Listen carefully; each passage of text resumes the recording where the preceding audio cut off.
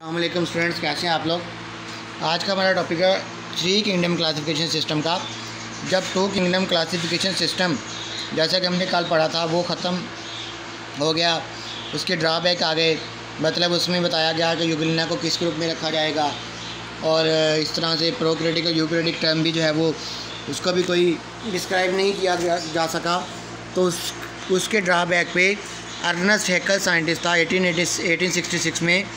इसने 2 किंगडम के ऑब्जेक्शन को 3 किंगडम में मुतारफ़ करवाया।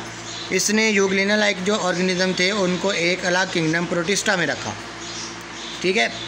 और इसने बैक्टीरिया को भी प्रोटिस्टा में रखा क्योंकि बैक्टीरिया भी थे, एब्जॉर्बिंग नेचर थे, प्लांट लाइक नहीं थे।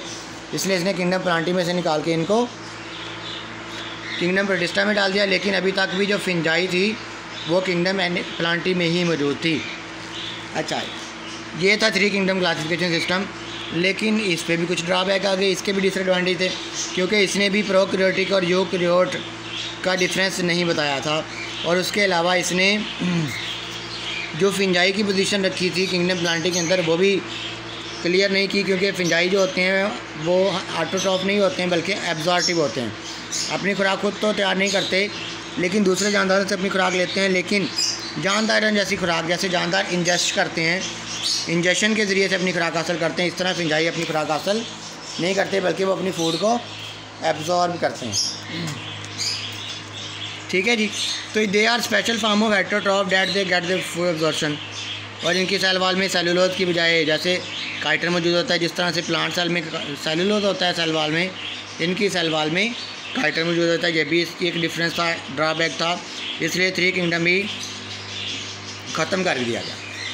तो 1937 में ई चैटन ने प्रोकैरियोटिक और यूकैरियोटिक टर्म जो है वो मुतारफ़ करवा दी। प्रोकैरियोटिक से उसने बैक्टीरिया मुराद लिए और यूकैरियोटिक में उसमें प्लांट्स और एनिमल को डिस्क्राइब किया कि प्लांट और एनिमल सेल जो होता है वो यूकैरियोटिक होता है और जो बैक्टीरिया का सेल होता है वो प्रोकैरियोटिक होता है, ठीक है। तो इन सब चीज़ों को सामने रखते हुए 1967 में रॉबर्ट विटाकर है, इसने 5 किंगडम सिस्टम मुतारफ़ करवाया। 5 किंगडम की जो बेसिस थी वो क्या थी कि इनमें सेलुलर ऑर्गेनाइजेशन 3 तरह की रखी इसने। प्रोकैरियोटिक है, यूनिसेलुलर यूकैरियोटिक और मल्टीसेलुलर यूकैरियोटिक। और दूसरा पॉइंट, दूसरी बेस थी, इसने मॉडर्न न्यूट्रिशन बताया कि कुछ जानदार फोटोसिंथेसिस से अपनी खुराक हासिल करते हैं, कुछ एब्जॉर्प्शन करते हैं फिंजाई लाइक, और कुछ जो है वो इंजेक्शन एनिमल लाइक जो होते हैं वो इंजेक्शन करते हैं। इस बुनियाद पर इसने जानदारों को 5 किंगडम में मोनरा, प्रोटिस्टा, फिंजाई, प्लांटी और एनिमिलिया में तकसीम किया। इसके साथ साथ 1988 के अंदर मार्गलस एंड श्वार्ट्ज ये 2 साइंटिस्ट थे, इन्होंने भी 5 kingdom classification system of Whittaker इसमें जो है वो कुछ मॉडिफिकेशन की। इसने बताया कि सेलुलर ऑर्गेनाइजेशन और मोड ऑफ न्यूट्रिशन के अलावा जेनेटिक्स को भी बेस बनाया जाए इस सिस्टम की, क्योंकि जीन से पता चलता है कि कौन सा जानदार कौन सी करैक्टरिस्टिक्स रखते हैं। और इसने भी जानदारों को उन्हीं 5 किंगडम में जो है वो रखा जिसमें विटाकर ने रखा हुआ था। तो इसमें 2 किंगडम 3 किंगडम क्या होता है, उसके ड्रॉबैक क्या हैं, प्रोकैरियोटिक और यूकैरियोटिक किसने मुतारफ़ करवाया, 5 किंगडम किसने मुतारफ़ कराया, उसकी बेसिस क्या हैं, ठीक है। और मार्गलस और श्वार्ट्ज का क्या काम है ये भी आप लोगों ने याद करना है। और रॉबर्ट विटाकर ने कौन से 5 किंगडम मुतारफ़ करवाए हैं। इसके साथ साथ हम 5 किंगडम की कैरेक्टर जो है वो नेक्स्ट पढ़ेंगे। इसमें हम स्टेटस ऑफ वायरस देखते हैं। वायरस का स्टेटस क्या है। वायरस जो के बॉर्डर लाइन होते हैं लिविंग और नॉन लिविंग के, क्योंकि ये कुछ कैरेक्टर इनके अंदर जानदार जैसी होती हैं, कुछ बेजान जैसी होती हैं।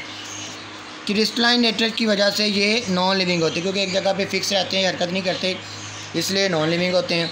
और ए सेलुलर होते हैं, क्योंकि सेलुलर ऑर्गेनाइजेशन में देखा कि जानदार सेल से मिलकर बने होते हैं। लेकिन वायरस जो है वो सेल से मिलकर नहीं बना होता, क्योंकि इसकी बॉडी होती है वो ये सेलुलर होती है, सेल की तरह का स्ट्रक्चर इसका नहीं होता है। और कुछ ये क्या करते हैं, लिविंग ऑर्गेनिज्म की तरह के अंदर इनके अंदर डीएनए होता है, आरएनए और डीएनए पाया जाता है। इसके अलावा ये जानदारों की तरह से रिप्रोड्यूस भी करते हैं, ठीक है। इसी वजह से इनको 5 किंगडम में नहीं रखा गया, क्योंकि 5 किंगडम में cellular organisation, unicellular, multicellular, colonial cellular organisation रखी गई थी और ये सेल नहीं कहलाते, ठीक है।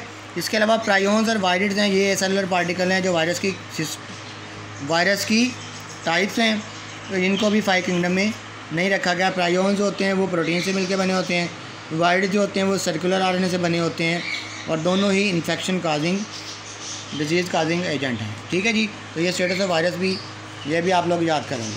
अल्लाह हाफ़िज़।